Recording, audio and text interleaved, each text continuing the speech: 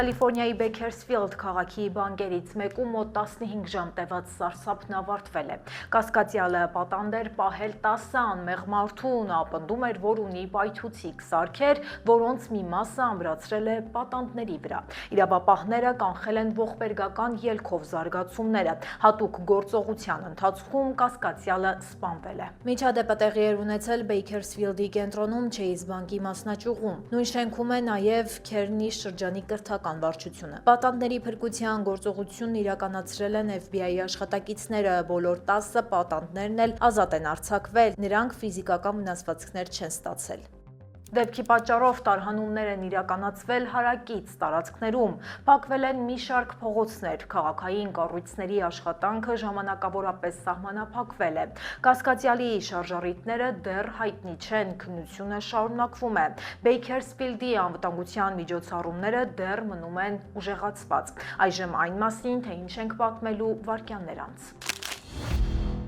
Մահացու ուղեբեռով օդանավակայանում դեպքի վայրը Սակրամենտոն է։ Իրանական հրթիռները Քուվեյթի օդանավակայանի իրանական լրտեսը Ամերիկայի սրտում։ Մասկը որոշել է Մարսը նվաճելուց առաջ երկիրը նվաճել, նա շուտով կդառնա տրիլիոնատեր։ Թողարկման երկրորդ հատվածում սպասեք առաջիկա օրերի հետաքրքիր մշակութային միջոցառումների ցանկին։ Բարև ձեզ, ես Լենա Կարապետյանն եմ, դուք միացել եք Glendale News-ին, եթե ուզում եք աջակցել մեզ, բաժանորդագրվեք բերալիքին եւ իհարկե անպայման լայքեք տեսանյութը, իսկ հիմա անցնենք օրվա թեմաներին։ Glendale-ի ապագան շարունակում է վճռվել ընդամենը մի քանի 100 ձայնի տարբերությամբ։ Այս պահի դրությամբ առաջատարը Դեն Բրոթմանն է 11949 ձայնով կամ ընտրողների 16.6%-ով։ Երկրորդ տեղում է Էլենա Սատրյանը, որը ստացել է 10706 ձայն կամ 14.9%։ Երրորդ հորիզոնականում է Ալեք Բարդրոսովը 9045 ձայնով եւ 12.6%-ով։ Նրան անմիջապես հետևում է Պատրիկ Մըրֆին, որն ունի 8595 ձայն կամ 11.9%։ Այսպիսով Բարդրոսովի եւ Մըրֆիի միջև տարբերությունը ներկայում կազմում է մոտ 450 ձայն, ինչը նշանակում է, որ պայքարը դեռ բաց է մնում, քանի դեռ բոլոր քվեաթերթիկները չեն հաշվարկվել։ Բրոթմանը քաղաքային խորհրդի գործող անդամ է եւ իր նախընտրական արշավում մեծ ուշադրություն է դարձրել քաղաքի ֆինանսական կայունությանն ու բյուջետային քաղաքականությանը։ Գործող խորհրդի անդամ Էլենա Սատրյանը, որը նախկինում նաև Գլենդելի քաղաքապետն է եղել, շարունակում է պահպանել ուժեղ դիրքերը մրցապայքարում։ Ալեք Բարդրոսովը առաջին անգամ է առաջադրվել քաղաքային խորհրդում եւ այս պահին պահպանում է անցողիկ երրորդ տեղը։ Քաղաքային խորհրդի ընտրություններում լարված պայքարը դեռ ավարտված չէ, իսկ քվեների հաշվարկը շարունակվում է։ Եթե արդյունքները մնան անփոփոխ, ապա հենց Բրոթմանը, Սատրյանը եւ Բարդրոսովը կզբաղեցնեն խորհրդի 3 թափուր տեղերը, սակայն քվեների հաշվարկը դեռ շարունակվում է եւ վերջնական պատկերը կարող է փոխվել։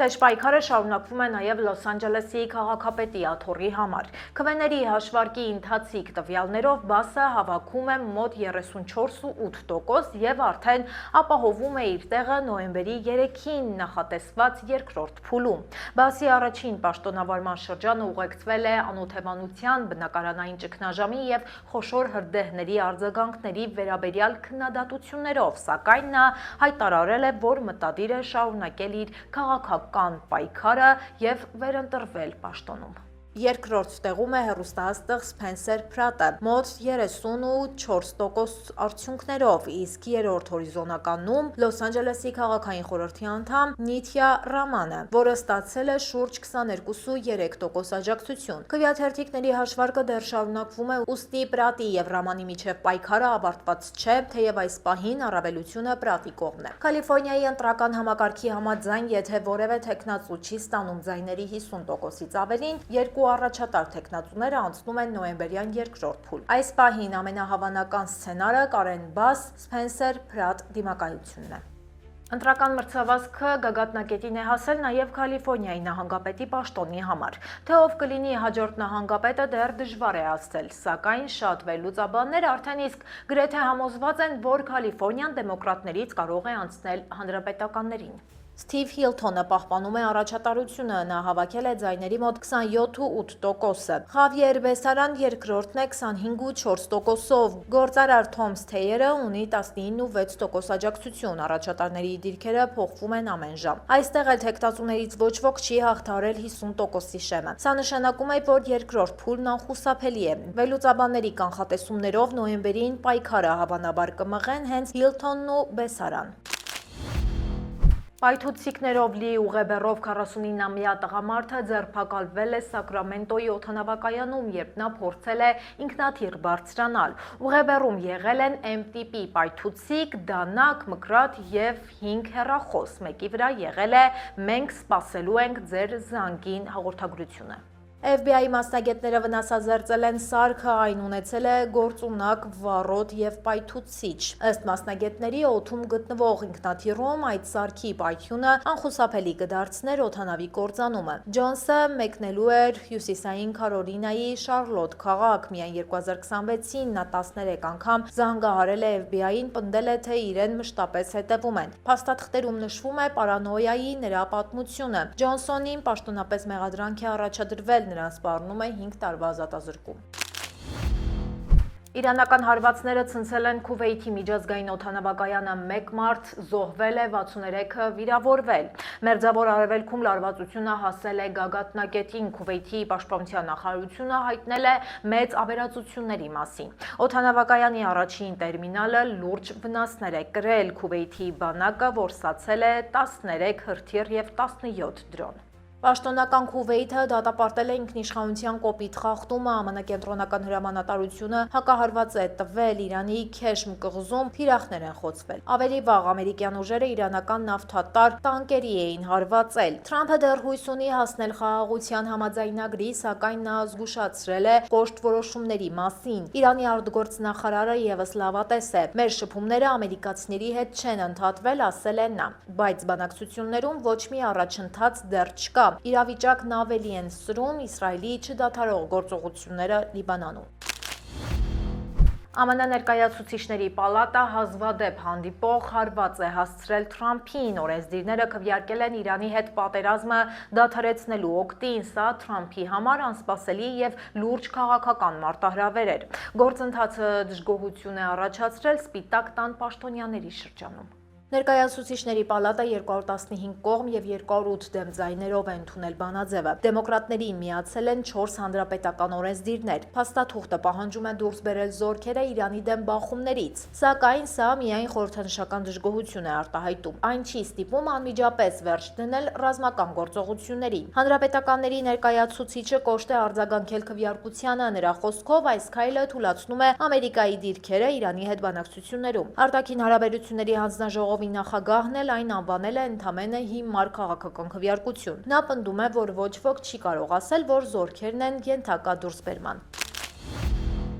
ԱՄՆ բնակիչը ավելի քան 10 տարի արգելված ապրանքներ ու սարքավորումներ է մատակարարել Իրանի զինվորականներին։ Նման եզրակացության են եկել ամերիկյան իրավապահները։ 63-ամյա տղամարդուն մեղադրում են Իրանի դեմ պատժամիջոցները խախտելու մեջ։ Նա ղեկավարել է Թեհրանում գործող տեխնոլոգիական ընկերությունը։ Ավելի քան 1 տասնամյակ նա գաղտնի ձեռք է բերել ամերիկյան սարքավորումներ։ Քննության տվյալներով 2014-18 թվականներին Իրան է ուղարկվել 250 տոննա ցանցային սարքավորում։ Դրանք հասել են Իրանի ռազմական կառույցներին։ Ղոմին $15 միլիոն է փոխանցել Իրանից ԱՄՆ։ Նա գումարները ներկայացրել է որպես արտասահմանյան ժառանգություն։ Նրա հայտարարած եկամուտները եղել են չափազանց ցածր։ Մի տարի նա հայտարարել է ընդամենը $20,684։ Պատժամիջոցները շրջանցելու միջոցով տղամարդը ֆինանսավորել է իր շքեղ առանձնատունը։ Դատախազությունը ցանկանում է բռնագրավել $35 միլիոն արժողությամբ նրա առանձնատունը։ Մեղավոր ճանաչվելու դեպքում նրան սպառնում է մինչև 20 տարվա ազատազրկում։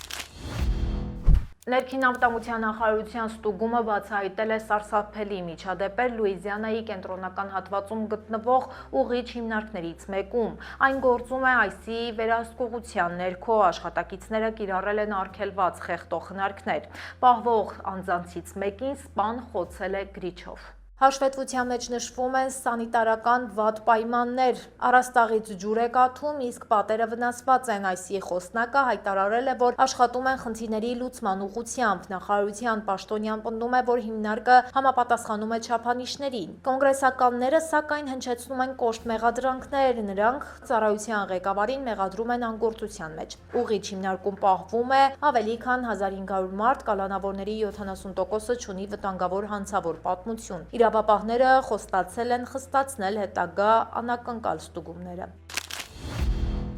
6 ամիս տևած լռությունից հետո Մարսի Maven կայանը պաշտոնապես հայտարարվել է շարքից դուրս եկած։ ՆԱՍԱ-ն հաստատել է առաքելության ավարտը։ Կայանը ավելի քան 10 տարի դիտարկումներ էր կատարել, սկսած 2013 թվականից 2025-ի դեկտեմբերի սկզբին կայանը անսպասելի դադարել էր կապ հաստատել։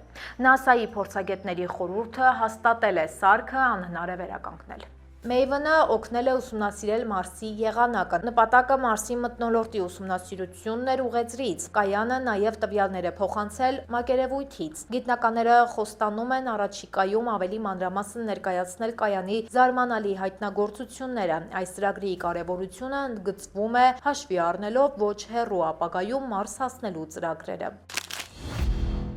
Մասկը մոտ է աշխարհի առաջին տրիլիոնատերը դառնալուն, SpaceX-ի բորսայական մուտքը նրան կհասցնի այդ աստղաբաշխական նիշին։ Այս իրադարձությունը լուրջ բանավեճ է առաջացրել քաղաքական դաշտում, շատ քաղաքական գործիչներ սուր քննադատում են Մասկի հարստությունը։ Նրանք այն համարում են անհավասարության վառ օրինակ ԱՄՆ-ում։ SpaceX-ը բորսա է մտնում 1.77 տրիլիոն դոլար արժեքով։ Ընկերությունը վաճառելու է 555 միլիոնից ավելի բաժնետոմս։ Յուրաքանչյուրի գինը կազմելու է $135։ Մասկի անձնական կարողությունը կարող է հասնել 988 միլիարդ դոլարի։ Այն շատ մոտ է տրիլիոնի սահմանին։ Մասկը հայտարարել է, թե միջոցները ծառայելու են Մարսի բնակեցմանը։ Հասարակությունը թերհավատ է նման ծայրահեղ հարստության նկատմամբ։ Հարցումները ցույց են տալիս, որ առկա է հարուստների հարկման մեծ պահանջարկ։ Մասկը շարունակում է իր գործունեությունը հակառակ քննադատությանը։ Տրիլիոնատիրոջ կարգավիճակը մնում է քաղաքական թեժ թեմա։ Տնտեսական անհավասարության հարցը կարող է դառնալ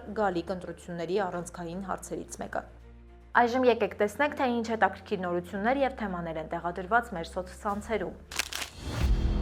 Հայտնաբերվել եւ լիկվիդացվել է իսկական թմրաթունել Կալիֆոռնիա-Մեքսիկա սահմանին։ Թմրանյութերի ծավալը ապշեցրել է անգամ այս ոլորտում շատ բան տեսած ամերիկյան իրավապահներին։ Թունելի երկարությունը հասել է 589 մետրի։ Այն սկսվել է մեքսիկական Տիխուանա քաղաքից եւ ավարտվել է Կալիֆոռնիայի Սան Դիեգո քաղաքում։ Անցուղին գտնվել է Buy for Less խանութի տակ։ Շինությունը տեխնիկապես լավ հագեցած է եղել։ Այն ունի ռելսեր, օդափոխություն եւ էլեկտրականություն։ Մանրամասները հայտնել է Կալիֆոռնիայի հարավային շրջանի դատախազությունը։ Նրանք առգրավվել են ավելի քան 1 տոննա կոկային, թմրանյութի արժեքը կազմում է $45 միլիոն։ Սակայն այդ թունելով փաստացի անարգել Ամերիկա հասած թմրանյութի իրական ծավալները կարող են լինել բազմակի ավելի շատ։ Հետաքննությունը շարունակվում է։ Լոս Անջելեսի համալսարանում տեղի ունեցել սարսափելի հարձակումների շարք։ 29-ամյա քաղաքացին թիրախավորել է 5 կնոջ։ Նրա մոտ հայտնաբերվել են կապիչներ, սոսնձաժապավեններ եւ պարան։ Հարձակումները տևել են մոտ 1 ժամ։ Կասկածյալը ուսանողների վրա հարձակվել է համալսարանի տարածքում։ Նա ներխուժել է նաեւ ուսանողական հանրակացարանները։ Նա ուսանող չէ եւ չի ունեցել մուտքի թույլտվություն։ Հարձակման հեղինակը կալանավորված է առանց գրավի իրավունքի։ Նրան մեղադրել են բռնաբարության փորձի եւ առևանգման մեջ։ Կանանցից 4-ը եղել են համալսարանի ուսանողներ։ Այս դեպքը մեծ աղմուկ է բարձրացրել Լոս Անջելեսում։ Ուսանողներն ու դասախոսները պահանջում են անվտանգության ավելի լուրջ պայմաններ։ Գործի մանրամասները դեռ պարզվում են։ Միջաստղային գիսաստղը երկար ժամանակ հանելուկ է եղել գիտնականների համար, արդյոք այն պարունակում է այլմոլորակային տեխնոլոգիա։ Այժմ հետազոտությունները տվել են հստակ պատասխան։ Գիսաստղը ամբողջությամբ բնական ծագում ունի։ Այլմոլորակային որևէ հետք այստեղ չկա։ Արտերկրային կյանքի որոնման ինստիտուտը Կալիֆոռնիայում իրականացրել է ռադիոհետազոտություններ եւ հայտարարել է արդյունքները։ Տիեզերական օբյեկտը հայտնաբերվել էր անցյալ ամառ, այն շարժվում էր դեպի մեր արեգակնային համակարգ։ Միաժամանակ երկիր էին հասել ազդանշաններ, որոնք որոշ մասնագետներ վերագրում էին տվյալ օբյեկտին։ Գիտնականներն ուսումնասիրել են 74 միլիոն ազդանշան։ Հաստատվել է, որ բոլորն էլ գալիս են երկրի տեխնոլոգիաներից։ Այլմոլորակայինների հետ կապված հերթական լրատվական բումը հերքվեց։ Ես ձեզ հրաժեշտ եմ տալիս, Մանու Հարությունյանը ձեզ է սպասում առաջիկա օրերի ամենահետաքրքիր միջոցառումների ցանկով։ Բարև ձեզ։ Օրը 5-շաբթի է եւ Glendale News-ի եթերում ներկայացնելու եմ առաջիկա օրերին սպասվող մշակութային եւ ժամանցային միջոցառումները։ Արևմտյան ափի ռեփի լեգենդ եւ համաշխարհային մշակույթի ամենահայտնի դեմքերից մեկը Snoop Dogg-ը երկրպագուներին հրավիրում է իր մեծ համերգին։ Երաժշտական աշխարհի այս բազմակողմանի գործիչը Long Beach-ում կներկայացնի տասնամյակների իր հիթերը ապահովելով անկրկնելի մթնոլորտ։ Համերգը կկայանա հունիսի 6-ին երեկոյան ժամը 7-ին Long Beach-ի Long Beach ամֆիթատրոնում։ The Soul Experience-ը հրավիրում է soul երաժշտության սիրահարներին վայելելու կենդանի կատարումներով հագեցած երեկոն։ Միջոցառման ընթացքում հանդես կգան Lee Grant White-ը, տաղանդավոր տավղահարուհի Մարի Անտուանետը, թոքբոքսի վարպետ Բիլի Ջին եւ երգչուհի Քադեսին։ Հունիսի 7-ին երեկոյան ժամը 4-ից 6:30 Տորանսի View Music Bar-ում։ Ամերիկյան ռոք երաժշտության լեգենդ բանաստեղծ եւ կոմպոզիտոր Գրեմի մրցանակի բազմակի դափնեկիր Պոլ Սայմոնը հրավիրում է երաժշտասերներին բացառիկ համերգի Լոս Անջելեսյան հանրահայտ Hollywood Bowl համերգասրահում։ Վայելեք անմոռանալի երեկոն հունիսի 7-ին երեկոյան ժամը 8-ին։ Շարժվենք առաջ, Աննա Մանուչարյանը հրավիրում է պոեզիայի եւ երաժշտության սիրահարներին վայելելու քեզ հետ եւ առանց քեզ խորագրով գեղեցիկ երեկոն։ Հանդիսատեսին սպասվում է հուզիչ կատարումների միաձուլում Լոս Անջելեսյան հայտնի Catalina Jazz Club-ի ջեր մթնոլորտում։ Միջոցառումը կկայանա հունիսի 11-ին երեկոյան ժամը 8:30։ Մեկ առաջարկ կինոմանների համար Full House վայրեջք ֆիլմի ստեղծագործական կազմը Սակրամենտոյի հանդիսատեսին հանդիպման է հրավիրում սիրելի հերոսների հետ։ Ֆիլմը կատակերգական արկածային պատմություն է, որտեղ սիրված կերպարները հայտնվում են բոլորովին անսպասելի իրավիճակներում։ Ցուցադրությունը տեղի կունենա հունիսի 12-ին երեկոյան ժամը 7-ին Folsom-ի Cinemark Century Folsom 14 կինոթատրոնում։ Վերադառնանք երաժշտության սիրահարներին։ Ariana Grande-ն հրավիրում է իր երկրպագուներին միանալու փոփ երաժշտության անմոռանալի երեկոյին։ Համաշխարհային աստղը, որը հայտնի է անկրկնելի վոկալով եւ հիթային ալբոմներով, Crypto.com արենայում կներկայացնի իր լավագույն ստեղծագործությունները, ապահովելով հուզական եւ էներգետիկ մթնոլորտ։ Համերգը կկայանա հունիսի 13-ին երեկոյան ժամը 7-ին։ Շակիրան հրավիրում է իր երկրպագուներին միանալու իր համաշխարհային շրջագայությանը, փոփ երաժշտության աստղը իր հիթային ծրագիրը կալիֆոռնիացիներին կներկայացնի Inglewood-ի Intuit Dome համերգասրահում։ Համերգը կկայանա հունիսի 13-ին երեկոյան ժամը 7:30։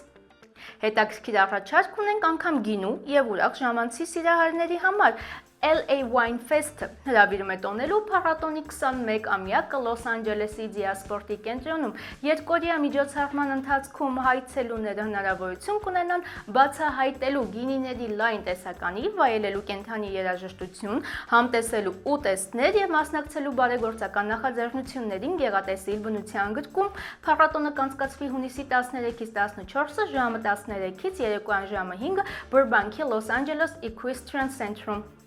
Blue Note Jazz Festival-ը վերադառնում է Hollywood Bowl, ամառը սկսելու յուրահատուկ երաժշտական տոնով, ջազի, փանքի, R&B եւ այլ ժանրերի սիրված կատարողների մասնակցությամբ։ Երաժշտասերներին սպասվում է անմոռանալի երեկո լեգենդար համերգասրահի բաց երկնքի տակ։ Փառատոնը կկայանա հունիսի 13-ին 14-ին, երեկոյան ժամը 6-ից 11-ը Լոս Անջելեսի Hollywood Bowl-ում։